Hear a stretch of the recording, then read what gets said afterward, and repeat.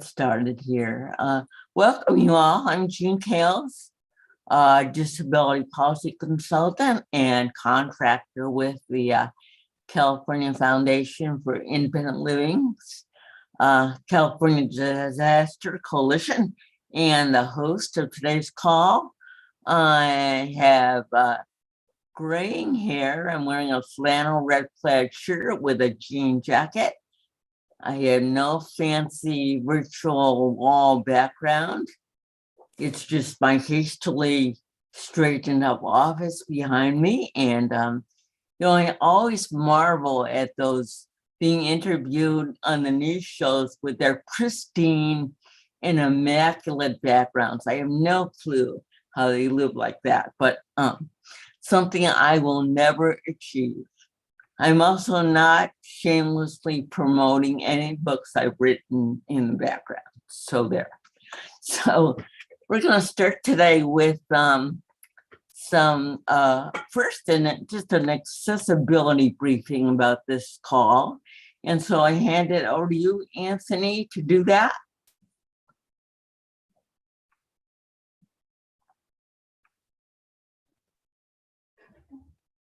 I'm sorry, Jim, what did you say? Just Anthony.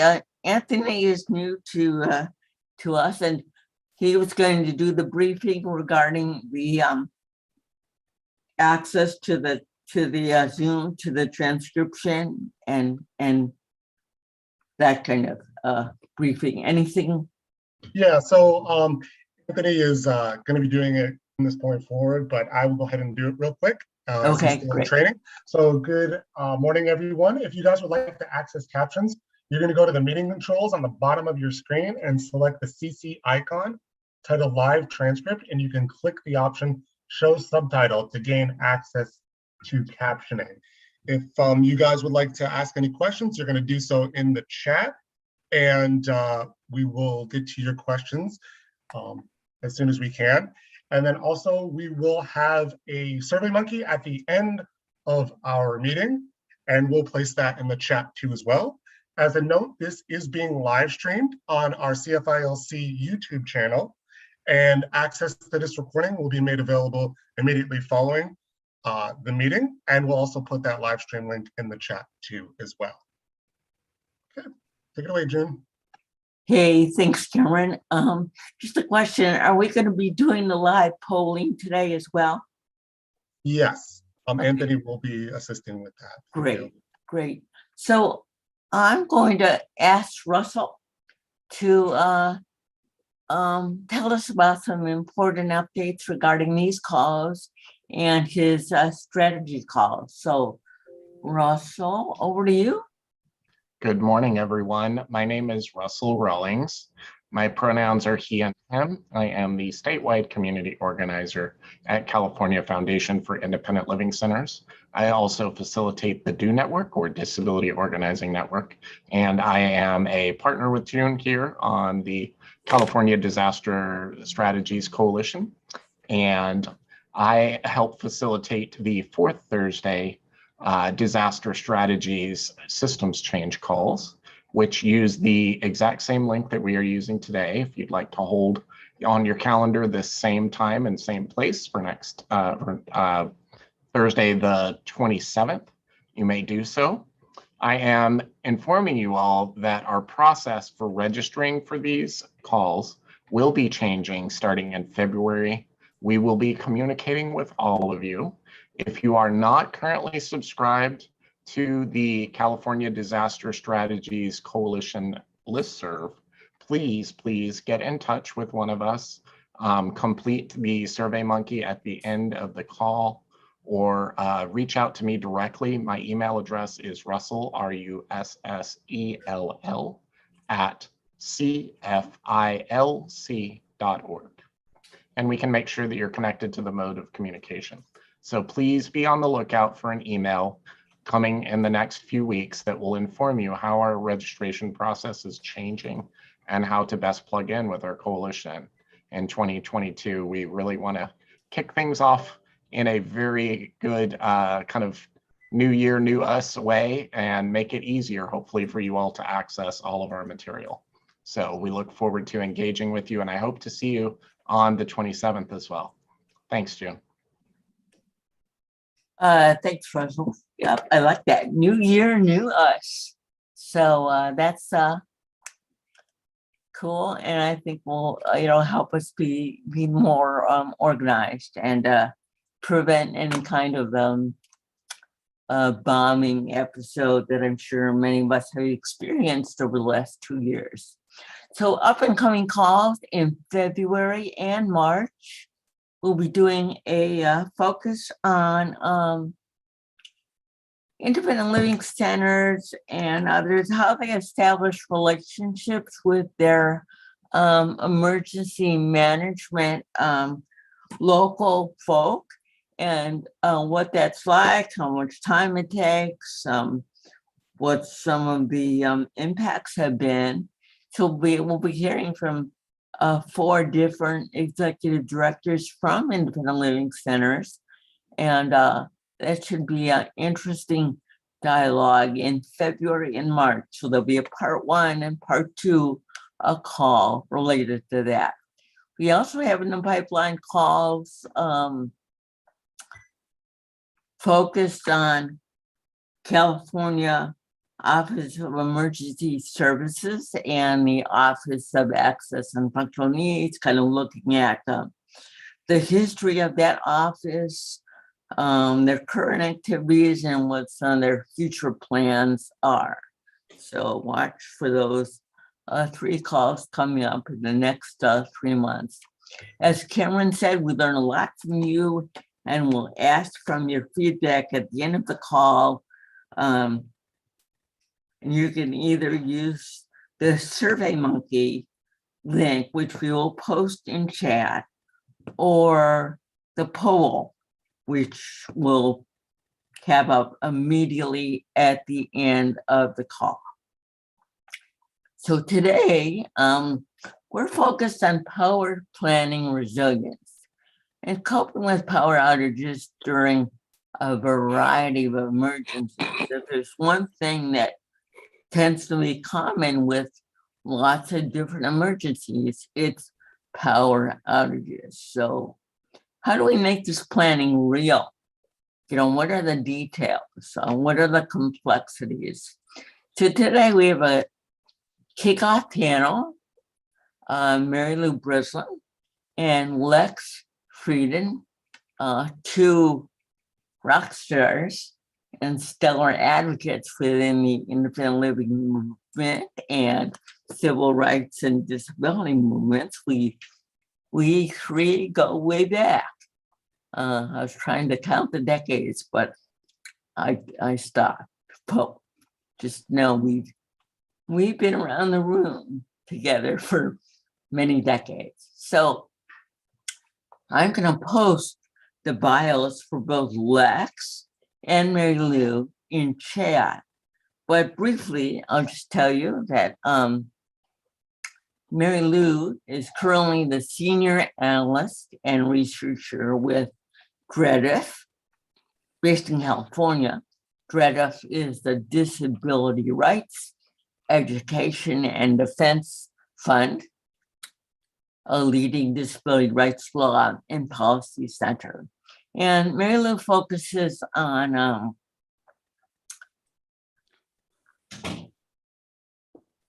policies affecting equitable access to healthcare, LTSS, which is long-term services and supports, and affordable, accessible housing. And Lex, Mary Lou is based in California, Berkeley, and Lex is at Houston, and he's a professor at multiple places, biomedical informatics, University of Texas Health Science Center at Houston, and Baylor College of Medicine. Lex also directs ILRU, Independent Living Research Utilization Program, which is a important resource for many independent living centers across the country in terms of training and technical assistance and all kinds of information. So I've asked Mary Lou and Lex to talk about what power-dependent equipment they use, their emergency preparation, particularly as it relates to power backup, and do they ever test their emergency plans or their equipment? And if yes, how, when, how often? Do they have a helper team or a support network, people they call upon are ready to be called upon in emergencies? What kind of help do they get with their equipment? And just their experience in emergencies and any experience using backup batteries or generators. And have they signed up for any local alerts and warnings? And if yes, have those been helpful? And what tips they have for all of us. So in the discussion, as Karen said, feel free to post your questions in chat or raise your hand using the reaction hand raise function in Zoom. And again, after Mary Lou and Lex present 15 minutes, they'll take about 15 minutes each. We'll have at least an hour to have a good back and forth discussion. So I think that takes care of the business here. So Lex, I'll turn it over to you. Okay, thank you very much, June, and good afternoon or good morning to those of you out on the West Coast. Here from the Gulf Coast, it's a beautiful day, about 72 degrees and clear outside in the middle of January. So it's all about climate change. And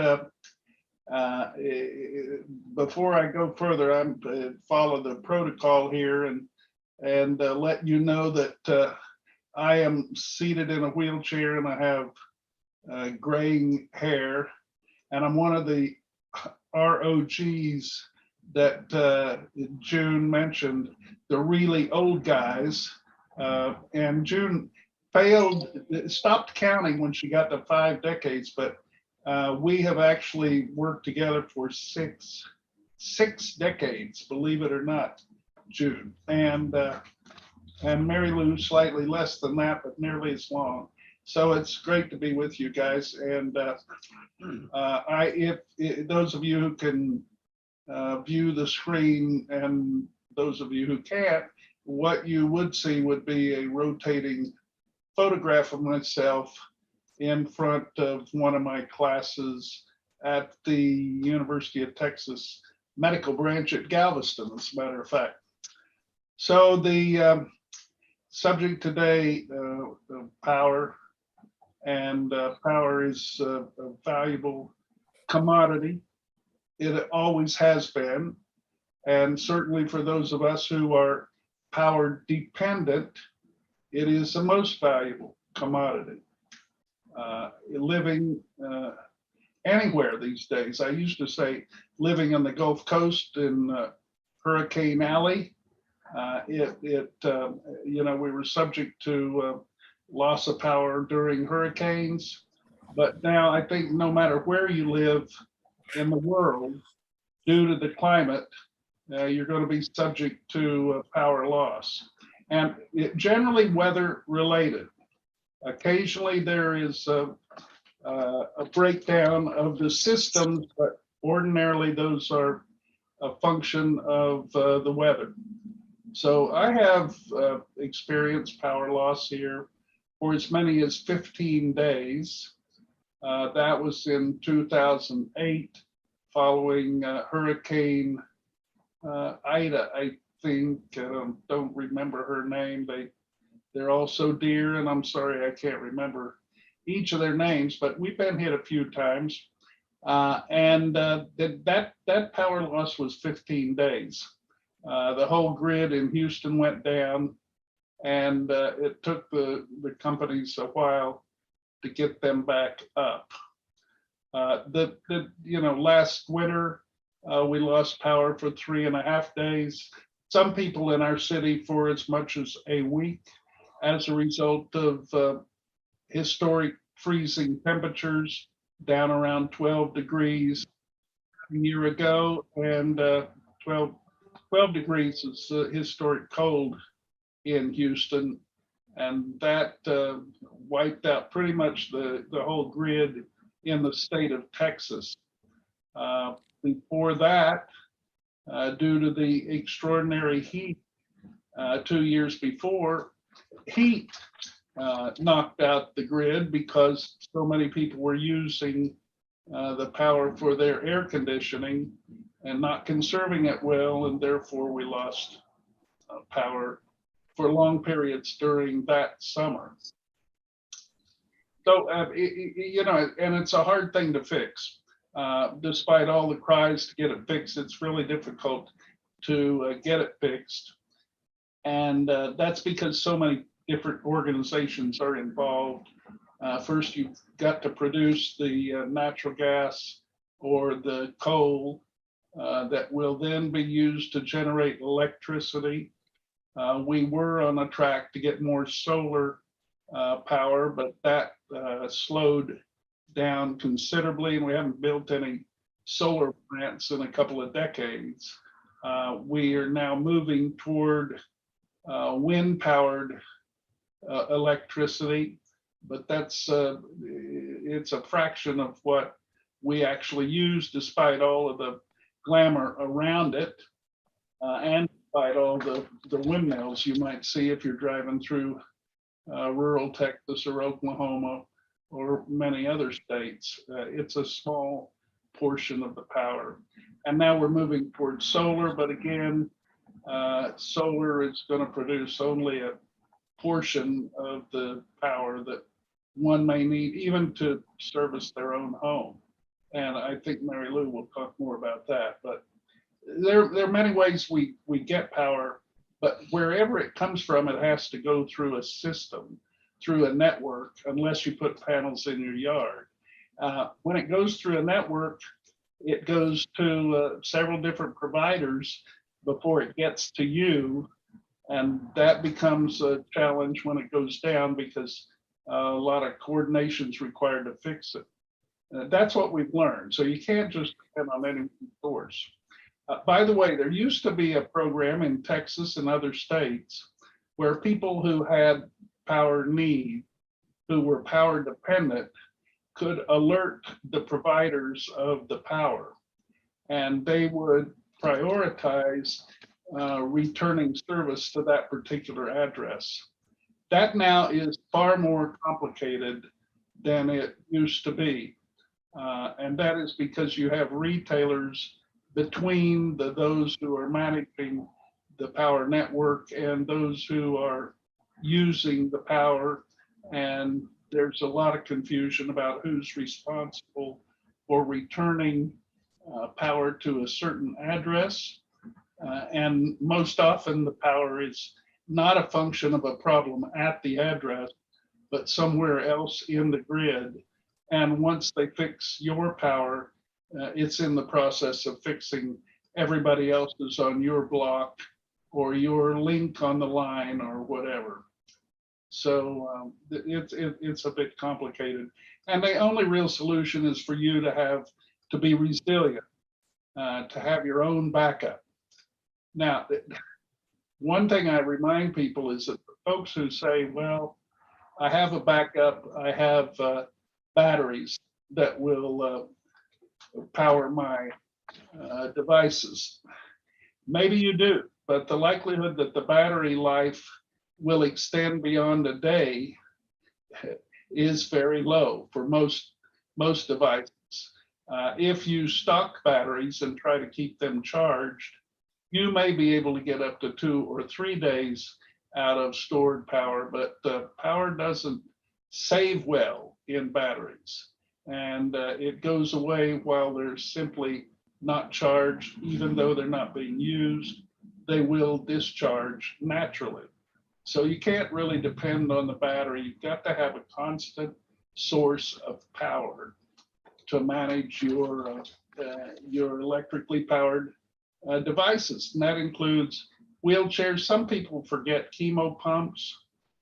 They forget things that run on a battery that gets repeatedly charged because they think of it as being a battery operated device, but actually it is a battery in the line that stays charged in case the power goes out for a few minutes and it's backed up. But as soon as the power goes out longer than the charge in that battery, you're obviously not going to have that power. So you're not able to charge wheelchairs. I mean, I keep a backup manual wheelchair in case I lose power on my wheelchair batteries. I have friends who keep backup batteries for their ventilators, but those batteries don't last more than about a day. I know people who have gone into their vehicles and used their vehicles to produce power for their ventilators. Two of those people whom I'm aware of have died because the carbon monoxide produced by the vehicle they were in basically killed them before the lack of power to their ventilator did. I know a couple of people who were caught evacuating from hurricanes with ventilators on, depending on the automobile, to power their ventilators, and they got stuck in a traffic jam and expired when the car ran out of gas. So you got to be ready. That's the main thing, and you got to realize where your power is coming from. So the first thing to do is be sure you've got all your batteries charged all the time. But you need a backup source. Now, if you're living near a hospital, some people go to the hospital because they know that the hospitals have generators. However, more and more hospitals are preventing people who do not have current healthcare needs from being in the hospital in the case of an emergency, because you're basically just filling up the halls with your devices plugged in, and it makes it difficult for the hospitals to manage their business. So don't depend on that. You may be able to identify other nearby businesses or facilities that do have generator power that you can get to. And some people actually have agreements with nearby providers that they can go to and use power in case of an emergency. And then some of us are fortunate to be able to have home generators. So I don't recommend, and I don't know anybody who does recommend, depending on a portable gasoline powered generator. Some people do that. It's it may be the only solution, but the gasoline powered generators, you've got to store gasoline, and that can be very dangerous. You have to replace the gasoline, and that may not be available because pumps are needed. Electrical pumps are needed to bring the gasoline up to the pumps, and you may not have that in certain circumstances. And the gasoline powered generators produce a lot of carbon monoxide that is deadly if you get it near your home and into the ventilation system. So we have a natural gas powered generator, and it won't power the whole home because those are very expensive to produce enough power to run the home. And we have one that's a scaled down version and have a few selected circuits, including the kitchen and including the bedroom that I use where my wheelchair is charged, and where I use a computer and other devices in case of an emergency. And that generator is very effective. We check it on an occasional basis. It automatically checks itself every Monday at 12:15. And I've had that generator since 2007, and it has functioned very well. You have to change the oil in it, just like you change the oil in a car. And I've done that twice in the last 13, 14 years. It doesn't need it frequently. There is a service contract that's available from the company, but I choose not to pay them a monthly fee, basically to be available when I know that they are affected by emergencies the same way I am, and they may not be readily available in the middle of a crisis when you most need them. So I just use common sense and calendar routine checks. I pay them to come and service the machine every 2 or 3 years. And usually all they do is change the oil or tell me everything's in good working order, and maybe they make some tweaks in the adjustments in the machine. But these are well-made machines. Get a brand name machine from a reliable distributor and installer, and you'll do very well. The cost is substantial, but you can amortize that over time, and it's a whole lot better than not having an option if the power goes out. I keep 2 go bags. One go bag in case I have to evacuate my home, and another one in case the power goes out. The difference is that the one that I take if I have to leave the home includes clothing and pills and things like that I need to take with me. The one that I use when the power's out includes mostly flashlights and candles and things that I might need temporarily while the power is out. So I'm June, I'll give it back to you so you can pass it to Mary Lou, and then I'll be glad to answer any questions or comment further. But be ready for the power to go out. I can promise you it will happen. Oh, thanks, Lex. That's a whole lot to think about that you just talked about. So I'm sure there'll be lots of questions. So Mary Lou, over to you. I know you had some power issues as we were speaking, so I'll keep my fingers crossed that your internet connection holds up. Me too. Thanks, June. And hi, everybody. My name is Mary Lou Breslin. I'm a senior analyst with Disability Rights Education and Defense Fund. My pronouns are she, her, and I'm an older woman with graying hair, glasses, a blue shirt, and my background is a series of bookshelves and a yellow chair. So my experience actually runs quite parallel to Lex's in terms of the concerns about being prepared for disasters. I'm located in the San Francisco Bay Area, in Berkeley to be specific, which is in the East Bay area of San Francisco, and that's in Northern California, as most of you know who are calling in from California. And everybody who actually is living in the state is very aware of the concerns that have been raised over the last couple of years from the wildfires that have been raging through the state.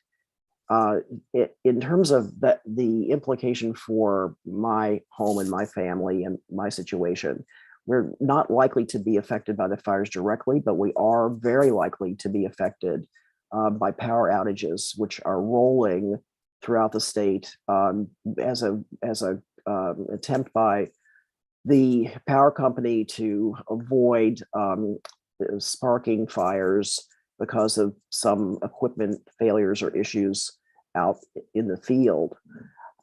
We have had some short-term power outages over the last couple of years, but have been actually fortunate not to have had lengthy ones, though, as Lex says, it's coming. There's no question about it.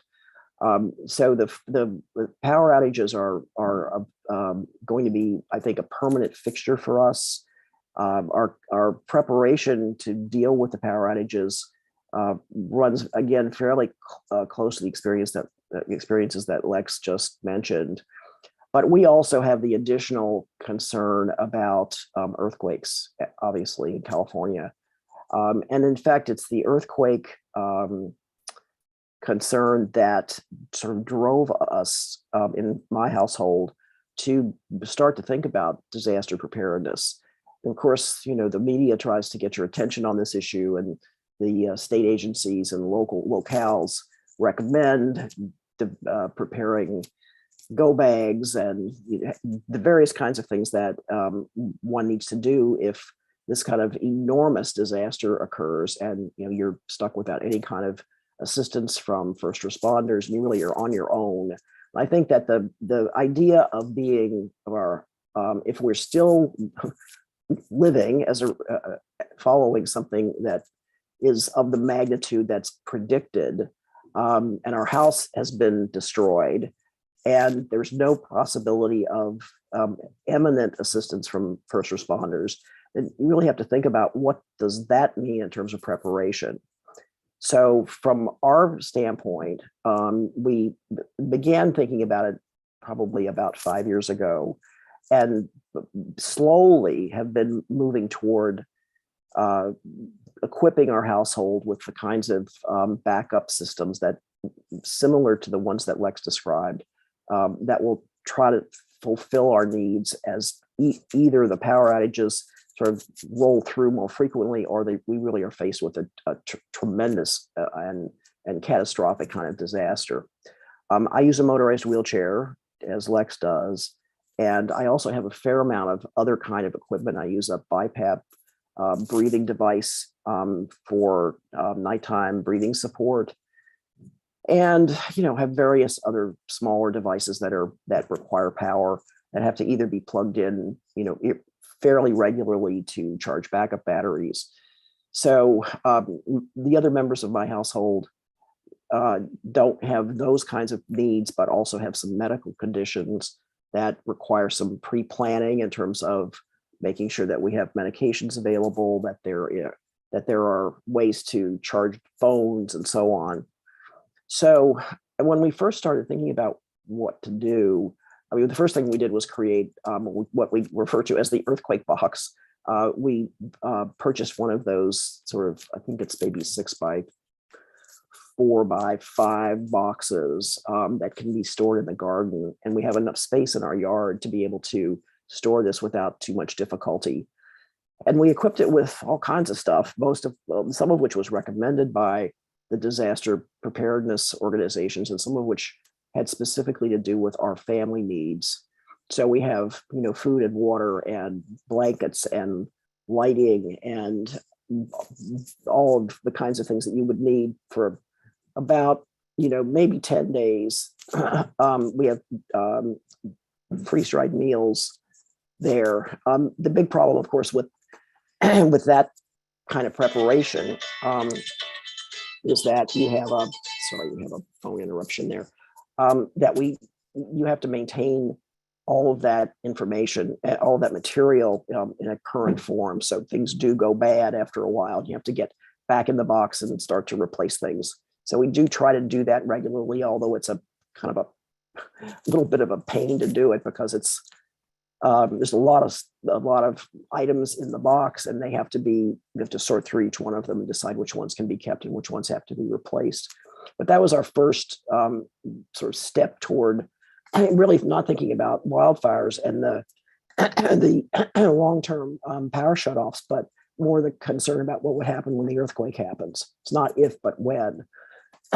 As we got sort of thinking about the issue further, we realized that we really had to do something about the power backup, as Lex said. And we actually did go for a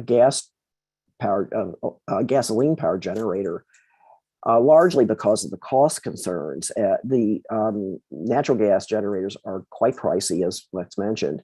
So we decided to go with the less expensive version, and it's also wired the same way Lex described. So it services, when it's turned on, it can service my bedroom, which allows me to charge my wheelchair, my overhead lifts, which I use to get in and out of bed and so on, my breathing machine and other smaller devices. It services our some of the outlets in our kitchen, so our refrigerator will continue to work. But it's a problem for the reasons that Lex described. You have to maintain the gas on a regular basis. If you haven't used the gas, you have to recycle it. And at least in our area, there's only a very limited window during the week when the gas can be recycled. It's a real pain to cart even though the container that contains the gas is on wheels, it's a bit of a problem to get it into a vehicle and get it taken to the recycling area. So it's not the best solution. So it just happens that today we are actually installing solar panels on our house. And those will, we finally decided to do that because it would enable us to have access to electricity at some level, assuming that we're dealing primarily with a power outage and not an earthquake situation. And I apologize in advance if you hear some hammering. It happens to be the guys installing the solar panels on our roof today. We also, at some point along the way, as all of this was evolving, decided that in thinking about the earthquake situation, that if we really were on our own with no support from anybody and we had to take care of ourselves here, we needed to be able to camp out. So we purchased another earthquake box, also that's now living in our garden, and we equipped that with a tent, with cots, blankets, pillows, kinds of things that you would need to really camp in the backyard. This is all the assumption that the house didn't fall into the backyard and we actually have access to space to put all of these things up and use them. We tried to think through realistically, what it would take to do this in a real life situation. And one of the things I realized as we were doing it is that I need help transferring from my wheelchair to the bed, to the toilet, and so on. And I was thinking about trying to get on this cot with no personal care help available, and sort of relying on my family members who can certainly help with the transfer, but can't lift me. So I realized that I need actually to have a mechanism to be able to be lifted. So we have an old, very old Hoyer lift that's part of all of our equipment that we've put together just in case we need it to be able to get me onto the cot, on and off the cot, and on and off the portable toilet.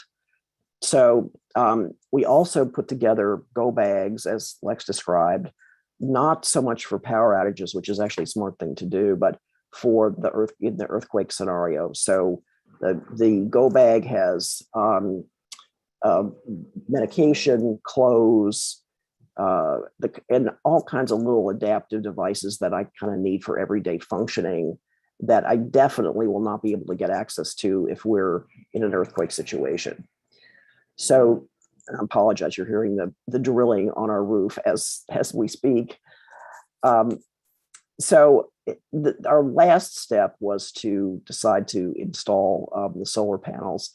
And we haven't actually yet purchased the batteries that the solar panels can be hooked up to and store a lot of electricity as a backup system. Yeah, we're probably going to do that, but again, it's a matter of cost. The solar panel installation, we finally decided was a good idea, partly because there was a fairly substantial tax credit that came along with the whole package that was very useful to our household. Plus, we think it's really the best way to ensure the electrical backup that we're going to be needing if we see these rolling blackouts occur more frequently as the wildfire situation gets worse in California. So that's basically sort of our process. I can very honestly say it wasn't very strategic at the beginning. We, sort of would face it for a while and then work something out and then stop thinking about it and then come back to it again. But I think that we've thought through most of the issues. I have no idea how this is going to work. Practically speaking, we haven't had to face an earthquake situation yet. Although we have had, I did actually live in California when the large earthquake called Loma Prieta happened in the late 1980s, and we had no power for about 2 weeks at that point.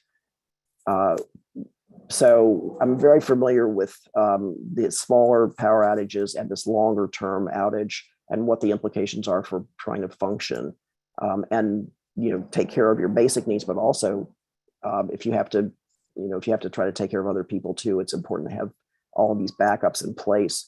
I have to say though that we're very fortunate that we were able to over time afford to make all of these backup systems available.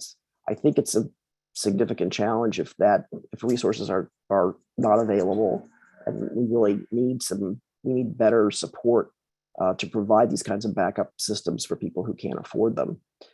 Let me just say finally, we also have a Yeti Goal Zero power backup system, which is really more for short term. If you have a short term outage over 2, 3, 4 hours, this thing, you can plug your devices into this thing and it will work.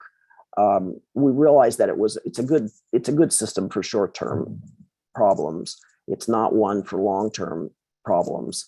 So it preceded our decision to go forward with the solar installation. So I think I'll just stop there, June, and give it back to you. Okay. Boy, that's lots of details from both of you. I bet there are lots of questions out there. And it just strikes me that both of you are in a home, in a single unit dwelling, which means that we need to return to this subject soon for apartment dwellers or people who live in multiple unit buildings. So I will hold off with my questions and we'll look at chat and we'll have you raise your hands as well and see what we've got here. So June. Yes, Flex. Let me just comment on the apartments and the other types of dwellings. My wife and I have considered moving into a condo or something of that nature and downsizing at some point. And one of the criterion that we would use would be whether or not that facility included generator backup and the extent to which that was reliable and maintained. And I know that people in our community are also adding the same criterion to apartment dwellings that they might choose. Now, I have to say that the apartments that are likely to have that kind of backup are probably more expensive than most people with disabilities would be able to afford. They come with a premium. And so I'm not sure that's a reasonable kind of expectation.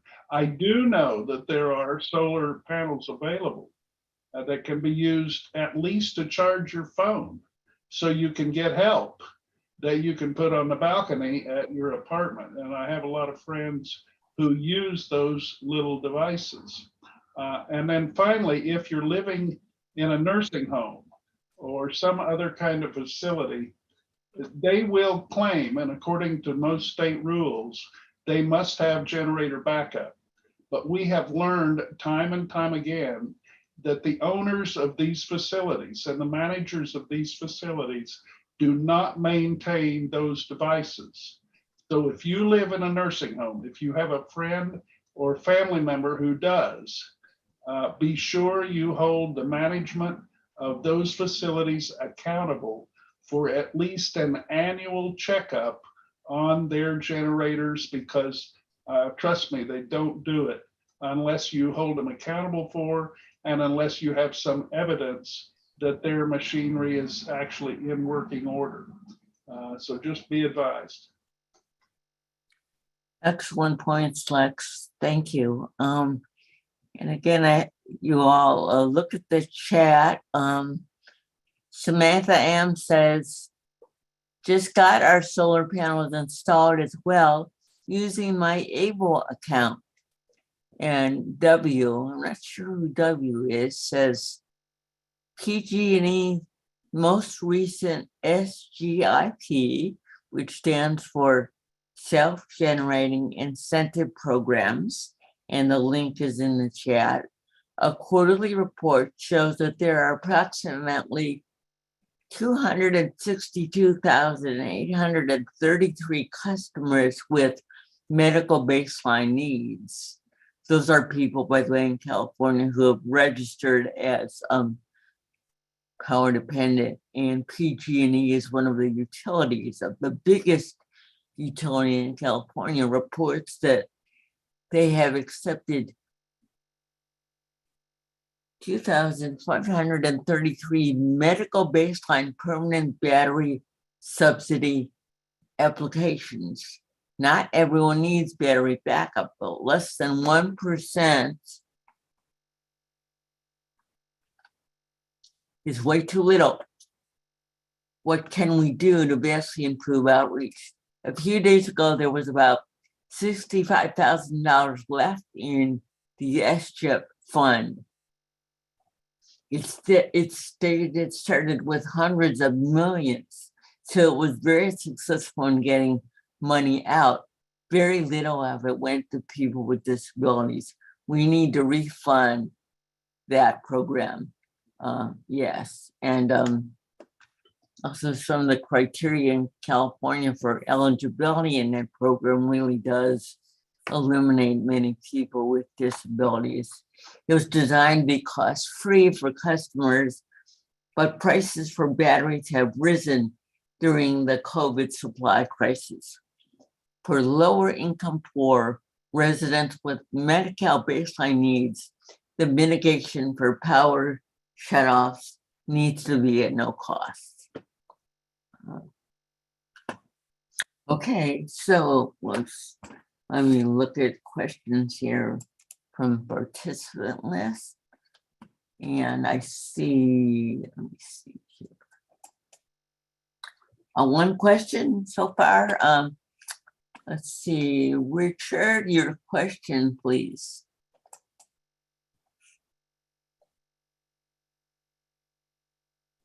Can you hear me?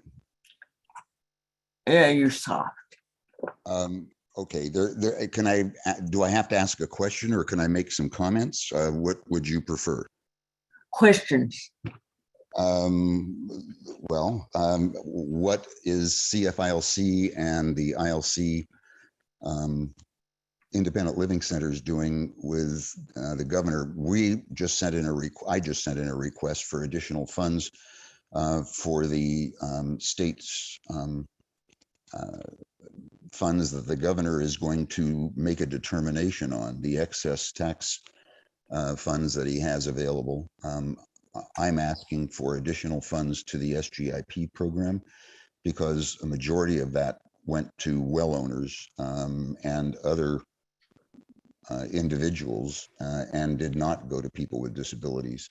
I'm hoping, and is there a possibility that CFILC and the Independent Living Centers will all take part in the advocacy effort to get the governor to add more funds to the SGIP program so that we can, for those that live in single family homes, get at no cost to them 2 batteries, 2 Tesla Powerwall type batteries, not necessarily Tesla, but Tesla type Powerwall batteries that will give them, depending on the power they use, enough electricity to last a couple of days.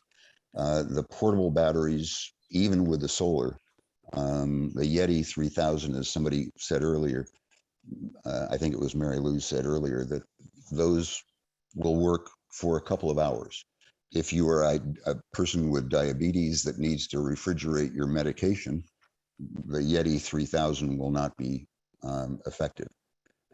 Hey, And Richard, let's tackle some of those questions, and then we'll get back with others. Let's not try to limit questions to one or two per person, so we all have a chance. Those are excellent questions. Thank you. Let's begin to address them. And Disaster Dawn, I love your name.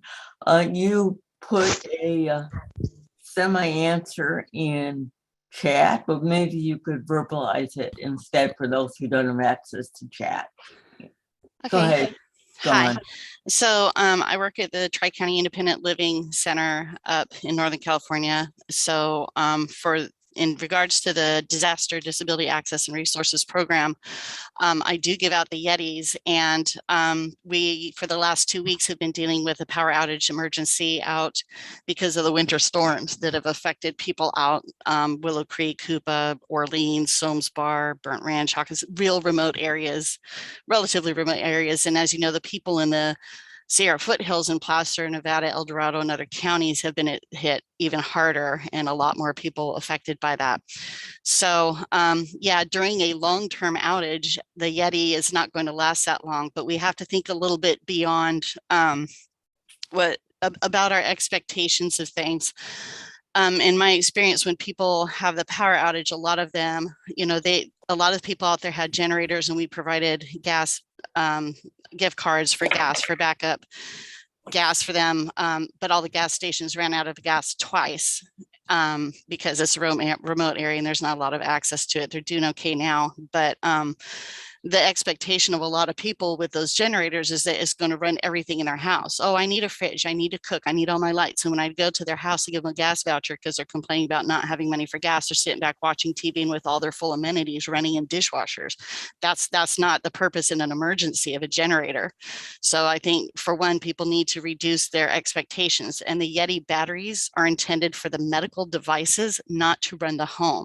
So we do things such as, if they have medications that need to be refrigerated, we don't need to run your whole refrigerator to keep those meds going. We only have to run a little Kaluli, or which I give out to people with their Yetis so that they can keep their medications cold.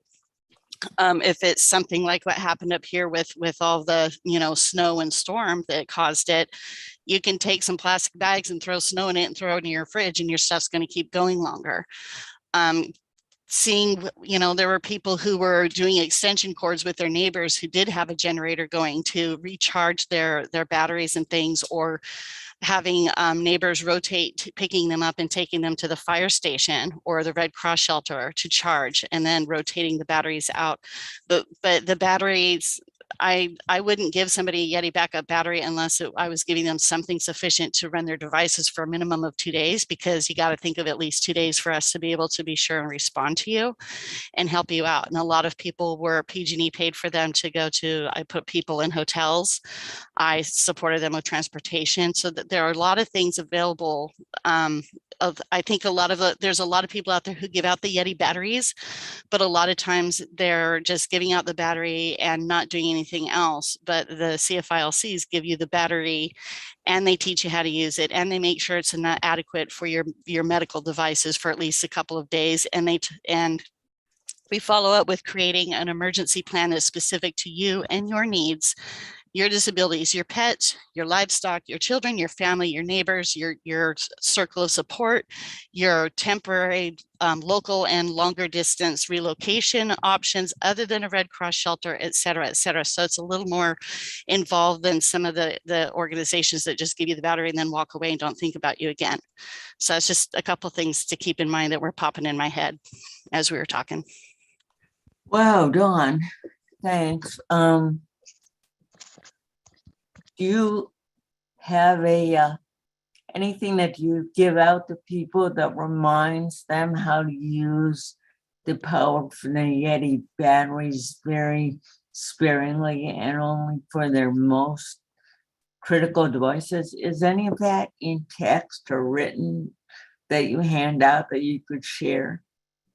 Well, the Yetis all come with their own little pamphlets and information about how to run them. I don't drop off a Yeti without explaining how to use it and explaining it specifically for the medical devices, not to run the refrigerator and everything. If you're trying to do that, yeah, your Yeti will be dead in 2 hours. But I give it to people with CPAP machines, and that 3000 has lasted anywhere from 2 to 5 days, depending on what machine they're using for using their CPAP, so I try and give enough batteries, but not too much. I need to be responsible with the resources by trying to allocate according to their needs, and with the caveat that if things change, contact me and we can revise this plan. And as I get a chance, hopefully when things calm down here, then I'm going to be able to be following up with people and helping the ones that I haven't yet created a site-specific emergency plan with, to help them work on those plans that's specific to their hazards, their risk, and their personal situation. So it's very individualized, not a generic, oh, get food and water for 3 days kind of thing. Good point. Thanks, Don. I'm sure people, did you want to read your comment right there, or did you cover it, the one you posted in chat? The one I wrote, Yes, the yeah. Cfilcs in the state are working on expanding the number of people who qualify for medical baseline who sign up for it. That's part of our contract. Often they're being signed up as part of the DDAR program, because that's one of our questions. Are you on med baseline? And if not, then we offer supports to help them get signed up for that. And there are a lot of people who qualify for med baseline who don't sign up for it, but they think, oh, I have care, that counts. Or they think med baseline, it doesn't give me enough money off on my electricity bill to be worth it. But it's not just about getting a discount on your electricity bill. There's a lot more that comes with that at the other end of things that they may not realize, like alerts that are sent to us of how many med baseline customers in a certain zip code range are being affected right now or something. And I want to get those alerts from PG&E, because we look up our clients by zip code. And like when we had our earthquake a little while ago, starting closest to the zip codes closest to the epicenter and working outward, I did my well person checks via text, not calls, because that you don't want to use that bandwidth, but via text, to check on my clients and make sure they were okay, if they needed anything. And then with this power outage thing that's gone on for 2 weeks, I've been using, all my clients are listed in multiple ways, but one of them is by zip code. So I can just click on the screen and know immediately like which files I need to pull and which persons I need to check on. So it's a lot more than just getting a little discount on your bill. And I try and get these things, explain these things to people, and it really does encourage them to sign up. I think part of the deterrent there has been that the length of time it's taken, and you have to send it to your doctor and this, that, and the other, but we're expediting that, especially for our home dialysis clients. Thanks, Dawn. A lot to think about. And related to Richard's question about Cfilc's agenda with the governor and SCHIP, and how we increase people getting the help they need in California, Dan, maybe you can think about beginning to address some of those questions. So I won't put you on the hook immediately, but maybe you could pipe in a little later and address some of the advocacy agenda power issues that Cfilc is looking at or addressing. So I want to read Neil's question, which is in chat. And Mary Lou, I think I'll ask you to handle this one first. How would you compare solar versus generators? Yeah, that's a really great question. I think I might actually have to ask Lex, who you have the natural gas generator, right? What was the cost of that, including installation? And I can respond to the solar panel question.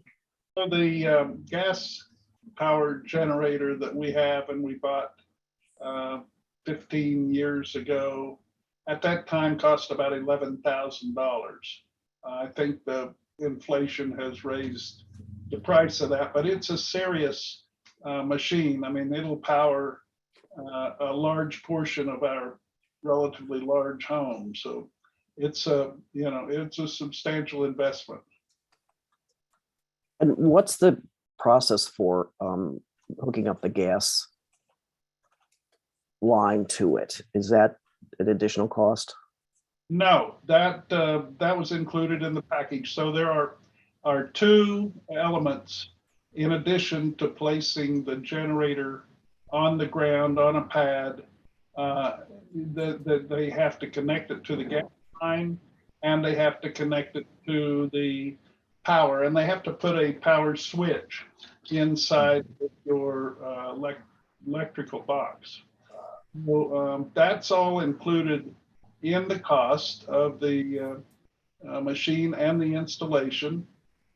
They get the license from both the gas company and the power company to go ahead and connect, and I think the power company probably, or the gas company, has somebody look at the connection to make sure it's secure and so on. But all that was included in the price. So we looked at a comparable generator. Honestly, I can't remember the exact figures, but it's probably double that the figure that you just mentioned. Actually, more than double. At least this was when we looked at it a couple of years ago. The solar installation is pretty expensive also, but there are these fairly decent loan programs that make it possible to install the solar, and the savings on the PG&E, the utility portion of the bill, of your monthly bill, is equivalent to about what is the PG&E would be charging. So basically it's a wash. The amount of money that we would be paying for the solar installation on a monthly basis is equivalent to what we would be paying PG&E for it's the utility function. Mary Lou, can you just expand on that for a minute? It's a wash after how many months, or? Well, almost immediately. It's probably going to cost about $20 a month more. This is the estimate. We'll see if that's right. With the exception of a couple of months in the winter where the solar might not be generating as much electricity as we need in December, potentially December and January. The rest of the year, we'll be paying the solar folks about the same amount as we would be paying our PG&E electricity. That, at least that's the estimate. We'll see if it works. And with the projected increase in PG&E expenses over the next couple of years, it's going up every year, some percentage points. We're going to be basically breaking even with no costs after about 3 years, and putting electricity back into the grid shortly thereafter. But those cost figures were not actually what caused us to decide to make this decision. When we looked at the generator, we were concerned about the earthquake issue, and we were worried that the natural gas lines would not be functioning if we had first of all, we were worried the house was going to fall down, which takes all of it off the board. And if it wasn't, that the natural gas would probably be disrupted. So that would not be a great solution. It's a great solution for power outages, and not in an earthquake situation, at least for us. At least that was our thinking. The solar is pretty popular, around the Bay Area, and I think if you can, hold off for a while, it's going to get better and cheaper. But we just decided we needed to do it because of the multiple risks that we were dealing with. The batteries, as everybody probably knows, the Tesla batteries or something equivalent are really pricey. They're in the 10 to 20,000 range, and it was beyond us to be able to do that. And we just didn't want to take on the extra, debt burden to do it. But we think the solar will actually be able to power the Yeti, to charge up the Yeti. And that calculation really helped us make the decision. So it's obviously it's stopgap. It's not a permanent fix. if there's a long-term power outage, but it's a little bit of a backup. So those were the factors that we considered. Hey, Neil, I hope that helps a little bit, but if you have more questions, please post them in chat. Let's back to you for a second. You talked about 2 different Go kits, and one of them was something I never thought about, which was a Go kit specifically focused on power outages, or a kit to get all that stuff in one place. You're not hunting all over your big house for what you need. And I think that might be equally useful for apartment dwellers. So could you talk a little more about that? Yeah, I will. It's pretty simple. I mean, the point is just to get the stuff in one place so you don't have to scramble when the time comes. And the sorts of things that obviously you're going to need are some light. And I have several different types of battery operated flashlights. One of them is rechargeable, and we change the batteries in them annually, even if we don't use them during that period of time.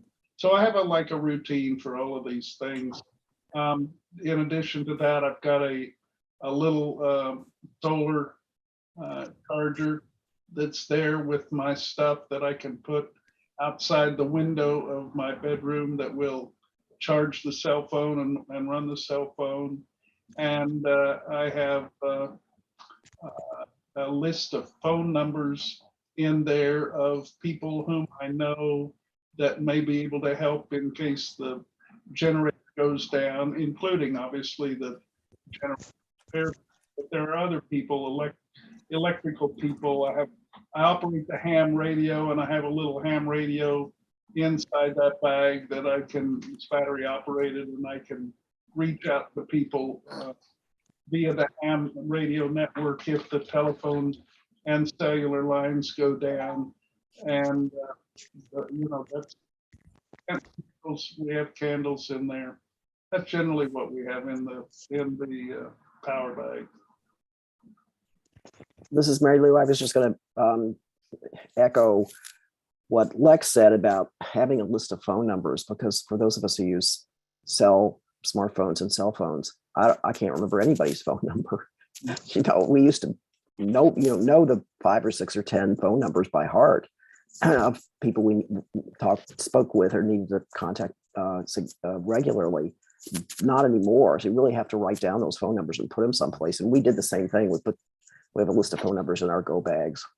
The other thing about phone numbers, most people have phone numbers on their computers, but when the power's out, how are you gonna get those numbers out of the computer? So you gotta go, back old style to keep your numbers on a list. Yeah, it's an analog moment, but it's really good advice. We call it the cave person moment, old school moments. Excellent points for all of us, whether we're in a multi-unit building or not. Back to the chat here, let's see.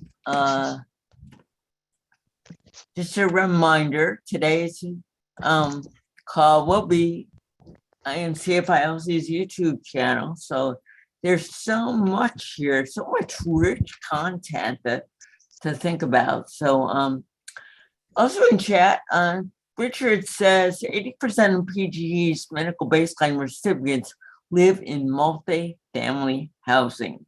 Yes, a critical point, and that's why we're going to have to return to this discussion in terms of generators and what are options for apartment dwellers when generators just, unless they're hooked up to the building, just don't seem to be an option. One comment from W. Who's W, by the way? Could you identify yourself if you want? thing, June, about apartment dwellers is usually apartments, unless you're fortunate to choose a unit on the ground floor, you're dependent on elevators in apartments. And that's another item we have on our list. When we need to or must we move into an apartment, we need to find one. And we have, by the way, and our home was flooded in 2001, and we had to move out of our home for 18 months while our home was basically rebuilt. So at that point in time, we had to find an apartment where we could depend on the elevators. An apartment that had a parking garage adjacent or built into it, and there we could go on to the level of our apartment, which at the time was the 6th floor, onto the level of the parking garage on the 6th floor, and roll down the driveway and up the driveway when the elevators were out. And typically in apartments, elevators are out. Many of you who've been there, lived there, know that that's not not something that occurs infrequently. Lex, excellent point. So I know of several people right now who are in hotels because the apartment elevators have not been fixed and they cannot get the parts. So your point bears repeating, which is if you're thinking of relocating to a multi-unit facility, building, apartment, think about your exit strategies that are not elevator dependent. And your point about buildings that have what we call in the business a horizontal exit. So you get right to the apartment structure and then can roll down the ramp is really a critical thing to think through, or availability of a ground level apartment. Good points. So let's see, I'm not keeping up with chat. So Aaron or Cameron, can you help me keep up with chat here? Yeah, so Kristen has a question. What was learned about solar power in areas with large fires?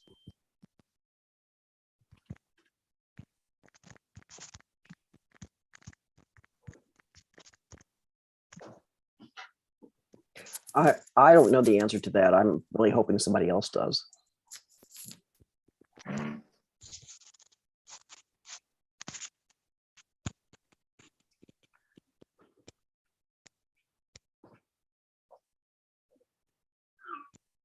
It's a good question.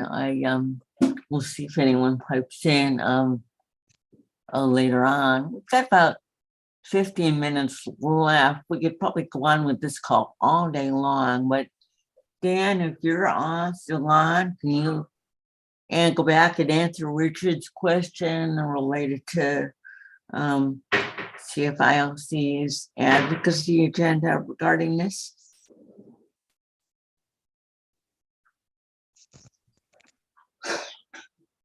June, Hi there. Sorry. go ahead. Yeah. Hi, everyone. Dan Oakenfuss with CFILC. I'm our public policy manager. And as many of you know, the legislature just reconvened last week, and the governor released his 22-23 fiscal year budget on Monday. And there's a lot of great things in there. There's a lot of new budget items and continued funding for disaster preparedness and resilience. So we'll be keeping an eye on that. There is a couple bills that we championed last year that we wanted to kind of brief everybody. One was Senate Bill 52 by Senator Dodd, our good friend in Napa, who carried this bill to allow for county emergency offices, county emergency centers to recoup losses associated or any kind of expenses associated with public safety power shutoffs. So that's a very good bill that we kind of helped support during the process. And we will be keeping an eye on other legislation as it gets introduced this year. But yes, we are always looking for any kind of funding efforts to help community-based organizations, recover costs associated with, running our disaster centers, and like we've been doing for last couple of weeks with the people that have been lost without power in the Sierra foothills. And so we've been doing a lot of tremendous work with that regard. Other than that, yeah, we're just getting started here. I'm sure there'll be bills that pop up during the course of the year that we'll want to weigh in on. But I'm happy to answer any questions about that. Thanks, Dan. And as we get short on time, I urge you all, if we have advocacy ideas, legislative ideas, to join the call that Russell mentioned, which is the 4th Thursday of the month at this same time, or to also post your ideas on our California list. Hey, June, I think the question before about smoke and solar is a good question that people should know, and Mary Lou, I'm sure, can emphasize the point that solar is not reliable in the event that you have cloudy days or smoke or any other sky interference.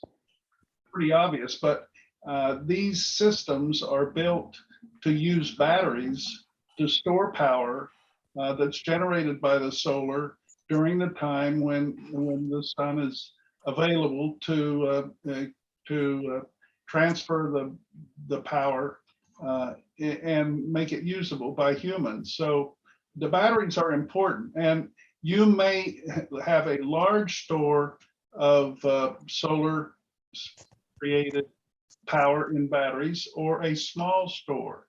It depends on the battery system that you have between your panels and your home circuits. If you have a small battery, then it'll last you overnight. If you have a larger battery backup, it may last you several days in the case where you have several cloudy days or several smoky days.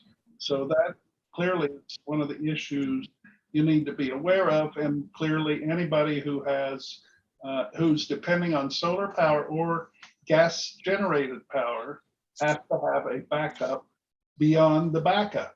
So you got a stage 2 backup you need to be concerned about. All your fears don't go away when you have even a very reliable solar or gas power generator backup. Yeah, I want to apologize to all of you. We can't keep up with the chat.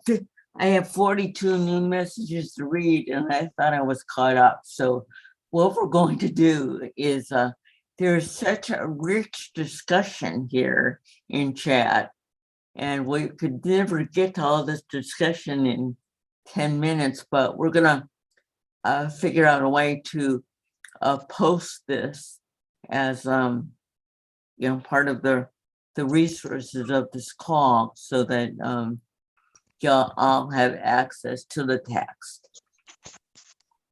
So Erin, any maybe you're able to keep up better than me. Any other questions in chat we can get to? Yes, my name is Anthony. Sorry, Michael, Anthony, I've got Erin on my mind. no worries. Michael here says, does CFILC have a position on the CPUC net metering proposed decision?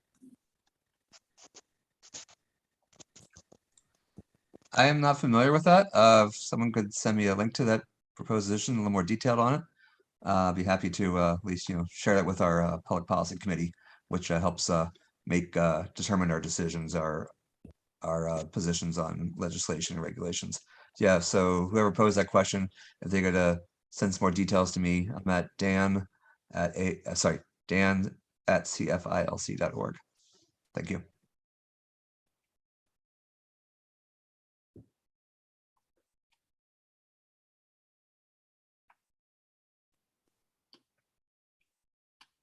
And Dan, you posted your email, dan@cfilc.org. Okay. Correct. Yeah, glad to help. Yes, and that was from Michael Carr. So Michael Carr, if you can email Dan, his email is in the chat box. And then Richard, you've had your hand up for a while. Did you want to say something?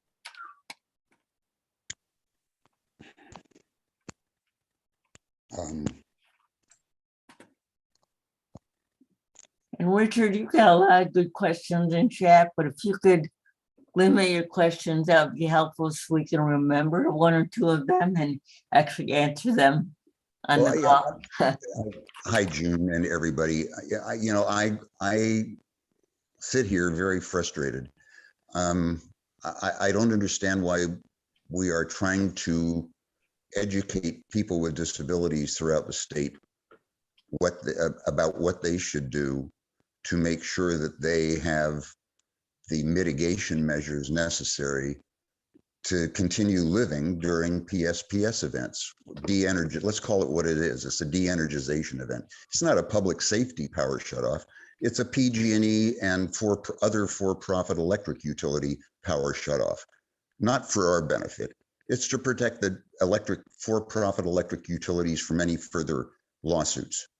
That is like PG&E breaking them financially. Richard, your question is? We're going to do the necessary advocacy as organizations representing people with disabilities with the state legislature, the governor, and the CPUC, who now has a new president of the commission who actually may be a good person and willing to listen to us because she came from the governor's office as the energy czar. We should all be advocating for the electric utilities to mitigate the problem. It's like when I picked up the Yeti battery and I wrote this, I asked, well, what happens when the battery runs out of power? What do I do? Oh, you take it to the PG&E charging station. Well, not only is the PG&E charging station over 30 miles away, and not only is it only open from 8 a.m. to 10 p.m., but what happens if I don't have transportation? Or what happens if it happens at midnight that my battery runs out? Hey, Richard, and I had the same question, and can we just address that for a second? Disaster Dawn, I want to go back to you to answer Richard's question. When you're in rural area, when you, for example, deliver a Yeti battery to somebody who is going to need another one when that quickly drains for their critical medical devices or a hotel isn't in the option, what do you do addressing Richard's question? Dawn? So I cannot speak for any other CFILC and how they are running their DADAR program. I can only speak for myself, and it would be inappropriate for me to say they should this or that. It's definitely, these are concerns that I'd like to hear and bring up. And as we have our hot wash after this most recent event, these are some things that I like to find out so that they can be addressed in the CFILCs. Maybe they just need to be given a permission slip or some other information. But as far as me, during our recent event, I have a relationship that I have already established with some members of the Sheriff's Department out there, with the Volunteer Fire Department, the Hoopa Willow Creek ambulance people, and those are our first responders in the area. So when I was responding to this event, some of my clients already had a backup battery, and the Red Cross had put up a shelter. That was my first stop. And I came with a van of more batteries, and some people who had already received a battery were charging them at the Red Cross shelter or at the volunteer fire station, etc. So when I'm writing emergency plans for people in those areas, these are part of the emergency plan of supports of things that we put in there. If they need transportation assistance to get their batteries there or switched out, that is something that we address also. However, having, just rotating batteries, if it's a long-term event like the one we just had, is not necessarily the best long-term plan, obviously. So our backups are providing, if they have a generator, then providing vouchers for gas for the generator, networking with who their support folks are. I know the sheriff's department and others were actually bringing gas to people out remote areas that could not get out themselves to get gas. And people were networking how to support each other during the event, including providing transportation for people who needed to get out of the snow but didn't have four-wheel drives to get out to go to dialysis and things like that. We had an agreement with Caltrans about certain vehicles that were providing non-emergency medical transport to be allowed through some areas that they were generally not letting people through. It's a lot of community building and relationship building and outreach into having these discussions and participating, you know, more in the planning stages. And during the event, of course, things evolve and there's different players, but some people went to hotels, some people were offered hotels, but decided to stay home because they had livestock. I really take each person's situation individually and work from there because everything's a little bit different, but I don't just create, oh, here's your plan, I'll go to the PG&E Center. I create multiple plans so that we have more options for folks. But these are really good things for me to hear feedback on and very timely because we're going to be discussing this most recent event and what we learned from it. Thanks, Sean. We only have about 4 Okay, minutes sure. left, and we have lots of questions still. Yes. Just a reminder, Karen's going to put up the poll, and you can answer those questions as maybe I can call on one more Yes. question. Ask your James, are you still there with a question? Yes, I am. Go ahead. Thank you very much. Does anybody have a recommendation for a good solar generator for a wheelchair? Guess not. Amazon.com. June, I'm sorry, I have to leave. I have a meeting with the Houston Transit Authority to talk about disaster issues. I'm sorry, I have to go, but I wanted to tell you all that you need to be good advocates, in my opinion. The issues I've heard raised on California are not just California issues, they're national issues. They exist for people in every state. But while you are advocating, take care of yourself. We all have to be survivalists. We have to take care of ourselves when the system fails us. So balance your efforts, do what you can to protect yourself in spite of the system. You all have a great day. Bye. Thanks, Lex, and thanks for Lou. Excellent content. Lots of food for thought. I'll ask Cameron and Anthony to capture the chat so we can get it posted somewhere where you can access it. Mary Lou, any last word? I don't have any words of wisdom except I think to echo Lex's final words, which is you really have to take care of your own needs, unfortunately, at this point, and hopefully that can change from a system standpoint as we go forward. But more on all of this as we go forward. Again, thanks so much, Mary Lou, for your time and your content and lots to think about. The poll is up. If you can access the poll, please access the SurveyMonkey evaluation, and I will also post that on the list in case you missed it. So thanks for doing our poll. We'll leave it up for just a couple more minutes, and thank you all for joining us. Sorry we did not get all your questions. We could have benefited by a whole day focus on this. So thanks again, you all, and join us on Thursday,